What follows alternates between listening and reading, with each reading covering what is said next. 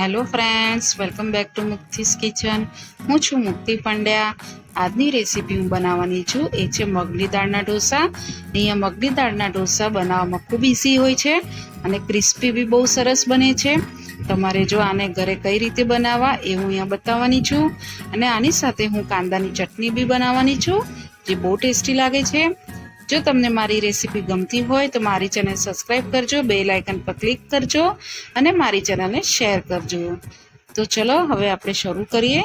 મગની દાળના ઢોસા બનાવવા માટે મેં અહીંયા 2 થી 3 કપ જેવી મગની પીળી દાળ લીધી હતી, જેને પાણીથી સરસ ધોઈ નાખી હતી અને 2 થી 3 કલાક માટે પલાળીને રાખી હતી. અને આવી રીતે સરસ પલળીને રેડી થવી જોઈએ.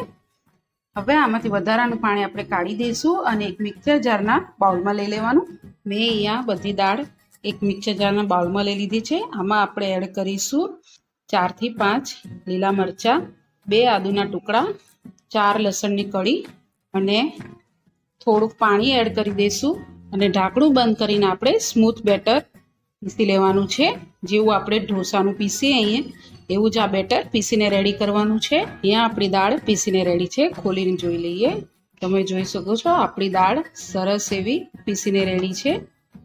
આમાં તમને જરૂર પ્રમાણે જ પાણી એડ કરવાનું, બહુ પાણી એડ નહીં કરતા, નહીંતર તમારું બેટર ઢીલું થઈ જશે. હવે આપણે આને એક બાઉલમાં લઈ લેવાનું. હવે આ બધું બેટરને આપણે બધું બાઉલમાં લઈ લઈશું, હલાવી લેવાનું બરાબર. તમને જો જરૂર લાગે પાણી નાખવાની તો જ નાખવાનું, કારણ કે અહીંયા ઢોસા બનાવવા માટે આ પરફેક્ટ છે.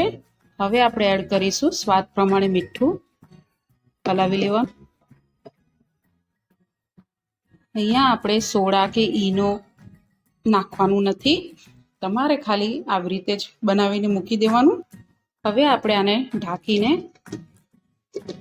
10 મિનિટ માટે રેસ્ટ આપી દઈશું. જો તમે આને 10 મિનિટ માટે રેસ્ટ આપશો તો આ સરસ એવા સોફ્ટ બનશે. તમારે જો રેસ્ટ ના આપવું હોય અને તરત જ બનાવવા હોય તો પણ તમે બનાવી શકો છો, પણ હું અહીંયા 10 મિનિટ જેવું રહેવા દઉં છું. આને આપણે 10 મિનિટ રાખીએ ત્યાં સુધી આપણે આની સાથે ખાવાતી કાંદાની ચટણી બનાવી લઈએ. ગેસ ચાલુ કરીને આપણે કઢાઈ મૂકી દેવાની છે. એમાં આપણે 1 ચમચી જેવું તેલ એડ કરીશું. તેલને આપણે ગરમ થવા દઈશું. તેલ આપણું અહીંયા સરસ ગરમ થઈ ગયું છે. એમાં એડ કરીશું આપણે 2 ચમચી જેવા ચણાની દાળ, 2 ચમચી જેવી અડદની દાળ, 1 ચમચી જેવી તલ, સફેદ તલ લીધા છે મેં અહીંયા. સરસ એવું તેલમાં આને કૂક કરી લેવાનું. તમારે અહીંયા થોડા સિંગદાણા નાખવા હોય તલની જગ્યાએ તો તમે નાખી શકો છો. હવે એડ કરીશું આપણે 1 મીડિયમ સાઇઝનો કાંદો, જેને ઊભી સ્લાઇસ કરી દેવાની, મિક્સ કરી લેવાનું. અહીંયા દાળ અને કાંદા બી આપણે અહીંયા બળી ના જવા જોઈએ એ પ્રમાણે આને આપણે કૂક કરવાનું છે. તમને દાળોમાંથી થોડી સુગંધ આવવા લાગશે અને કાંદા થોડા સોફ્ટ થઈ જાય એટલું જ અહીંયા આને કૂક કરવાનું છે. અહીંયા આપણા કાંદા અને બધી દાળો કૂક થઈ ગઈ છે. 2 થી 3 મિનિટમાં આ સરસ એવું કૂક થઈ જાય છે. હવે આપણે ગેસની ફ્લેમ બંધ કરી દઈશું. આને આપણે ઠંડુ થવા દેવાનું છે. અહીંયા આપણું આ સરસ ઠંડુ થઈ ગયું છે. હવે આને આપણે મિક્સર જારના બાઉલમાં લઈ લેવાનું. અહીંયા બધું મિક્સર જારના બાઉલમાં લઈ લીધું છે. હવે આપણે આની અંદર એડ કરીશું 5 થી 6 લાલ મરચાં. અહીંયા તમારે લાલ મરચાં તીખા લેવાના છે. 1 આદુનો ટુકડો, 4 થી 5 લસણની કળી, 1 ચમચી જેવું આખું જીરું, મેં અહીંયા શેકેલું જીરું લીધું છે. 1 ચમચી જેવું આપણે લાલ મરચું પાવડર એડ કરીશું, સ્વાદ પ્રમાણે મીઠું. અને આ મેં આંબલીનો પલ્પ રેડી રાખેલો છે. અહીંયા આપણે 5 થી 6 આંબલી લઈ લેવાની અને ગરમ પાણીમાં બોળીને આવી રીતે એનો પલ્પ કરી લેવાનો છે. ઠળિયા અને રેશા હોય એ ફેંકી દેવાના, એ આપણે આમાં એડ કરી દઈશું. હવે આપણે આની અંદર થોડું પાણી એડ કરી દેવાનું. મેં એ જ આંબલીવાળી વાટકી હતી એમાં જ એડ કરી છે. પાણી લઈને બંધ કરી દેવાનું અને આને સ્મૂથ ચટણી બનાવી લઈશું. અહીંયા આપણી ચટણી ગ્રાઇન્ડ થઈને રેડી છે. ખોલીને જોઈ લઈએ. તમે જોઈ શકો છો આપણી ચટણી સરસ એવી પીસીને રેડી છે. આ રીતની તમારી સ્મૂથ ચટણી બનીને રેડી થવી જોઈએ. અહીંયા મેં બધી ચટણી એક બાઉલમાં લઈ લીધી છે. હવે આને આપણે વઘાર આપી દઈએ. ગેસ ચાલુ કરીને આપણે મેં અહીંયા નાનું પેન લઈ લીધું છે. એમાં આપણે 1 ચમચી જેવું તેલ એડ કરીશું.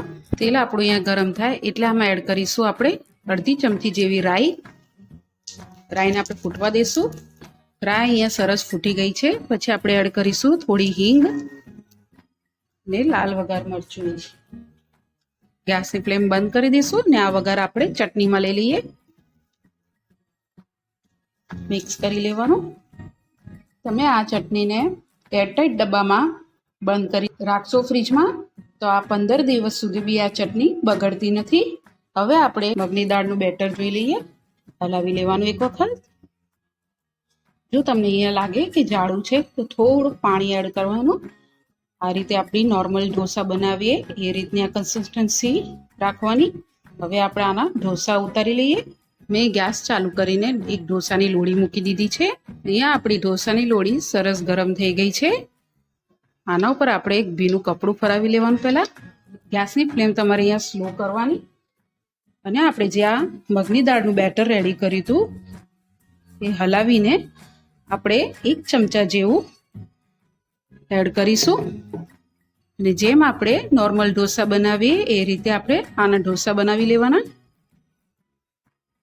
અંદરથી બહાર એવી રીતે આ ઢોસા આપણે સ્પ્રેડ કરી દેવાના.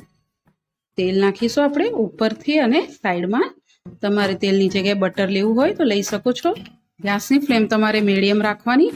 ઉપરથી આપણે થોડા કાંદા સ્પ્રિંકલ કરીશું ઝીણા સમારેલા. થોડા ટમેટા સ્પ્રિંકલ કરીશું. થોડા કેપ્સિકમ. થોડું આપણે અહીંયા જીરું પાવડર એડ કરીશું. થોડો ગરમ મસાલો પાવડર. થોડું લાલ મરચું પાવડર એડ કરીશું. થોડો ચાટ મસાલો એડ કરીશું. અને ચપટી એવું આપણે મીઠું એડ કરીશું. હવે નીચેથી સરસ એવા ક્રિસ્પી બને ત્યાં સુધી આને આપણે કૂક કરવાનું. હવે આપણે આને ધીરેથી ઉખાડીશું આજુબાજુમાંથી. તમે જોઈ શકો છો આપણે બાર જેવા જ મગની દાળના ઢોસા બનીને રેડી થાય છે. આમાં આપણે ના ખાવાના સોડા કે કાંઈ આપણે નાખ્યું નથી તો પણ આપણા ઢોસા બાર જેવા ક્રિસ્પી બન્યા છે. તમે કલર બી જોઈ શકો છો ઢોસાનો. અને આને આપણે એક પ્લેટમાં લઈ લઈશું. ફરીથી આપણે ભીનું કપડું ફરાવી લેવાનું. 1 ચમચા જેવું આપણે બેટર લેવાનું અને નાખીશું લોડી ઉપર. આવી રીતે થઈ જાય પછી જે આપણે ચટણી હમણાં કાંદાની બનાવી હતી એ આપણે 1 ચમચી જેવી એડ કરીશું. સ્પ્રેડ કરી દેવાનું બધી બાજુ. હવે આપણે ઉપરથી એડ કરીશું થોડા કાંદા, થોડા ટમેટા, થોડા કેપ્સિકમ, થોડું લાલ મરચું પાવડર એડ સ્પ્રિંકલ કરીશું. થોડું જીરું પાવડર સ્પ્રિંકલ કરવાનું. થોડું ચાટ મસાલો, ગરમ મસાલો. આના ઉપર હું મીઠું એડ નથી કરતી કારણ કે ચટણીમાં બી આપણે મીઠું એડ કરેલું છે. ઉપરથી થોડું તેલ એડ કરીશું. પ્રેસ કરી દઈશું થોડું. હવે આપણે આને સાઈડમાંથી ઉખાડવાનું. તમારે જો આના ઉપર ચીઝ નાખવી હોય તો તમે નાખી શકો છો. ફોલ્ડ કરી દઈશું બરાબર. તમે જોઈ શકો છો આપણા બાર જેવા જ ઢોસા બનીને રેડી થયા છે. આ મગની દાળના ઢોસા બહુ ટેસ્ટી લાગે છે. ગેસની ફ્લેમ બંધ કરી દેવાની. તમે જોઈ શકો છો આપણા ઢોસા સરસ એવા બનીને રેડી થાય છે. હવે આપણે સર્વ કરી લઈએ. અહીંયા આપણા મગની દાળના ઢોસા બનીને રેડી છે. અને સાઉથ ઇન્ડિયન સ્ટાઇલમાં આપણી કાંદાની ચટણી બી બનીને રેડી છે. આ ઢોસા ખાવામાં ખૂબ જ ટેસ્ટી લાગે છે. અને આ તમે સવારે નાસ્તામાં તમારા બાળકોને અને મોટાઓને સૌને ખવડાવી શકો છો. જે ડાયટ કરતું હોય એના માટે બી આ ઢોસા એકદમ યુઝફુલ હોય છે. હું તમને તોડીને બતાવું કેવા બન્યા છે.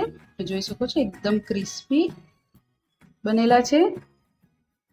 અને આ ચટણી સાથે બી બહુ ટેસ્ટી લાગે છે. આ રીતે તમે ખાઈ શકો છો. તમે આ રીતે ઢોસા એકવારથી બનાવીને જરૂરથી ટ્રાય કરજો. બહુ ટેસ્ટી બને છે. જો તમને મારી રેસીપી જોવી ગમતી હોય તો મારી ચેનલને સબસ્ક્રાઇબ કરજો. બેલ આઇકન પર ક્લિક કરજો.